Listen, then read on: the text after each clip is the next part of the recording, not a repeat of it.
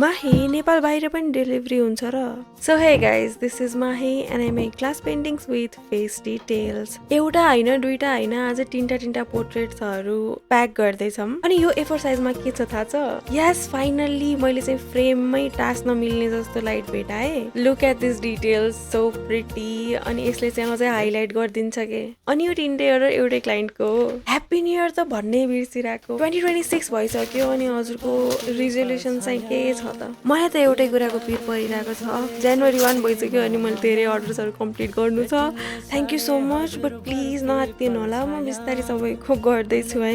अनि आजको हाम्रो यो पोर्ट्रेट्सहरू चाहिँ साँच्चीकै युएसको लागि जाँदै थियो एन्ड यो पुगी पनि सक्यो उहाँले आफ्नो वेडिङमा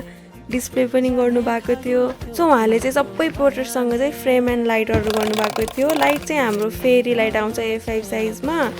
अनि A4 साइजको लागि चाहिँ यही एट्याच गर्न मिल्नेवाला लाइट भेटाएँ so ya I am happy but face reveal के गरेको झन् अनफलो गरिदिनुहुन्छ त म त एकदमै नर्भस थिएँ बट थ्याङ्क गड सबै पोजिटिभ रेस्पोन्स आएको थियो and thank you so much for that है अनि हजुरको एक्सपेक्टेसन्सहरू चाहिँ I thought you are chubby with wearing big glass भन्नुभएको छ म चबी नै छु तर ग्लास चाहिँ अब लगाउनु पर्ला पुरा गर्दा गर्दै प्याकेजिङ पनि सकिन लागेछ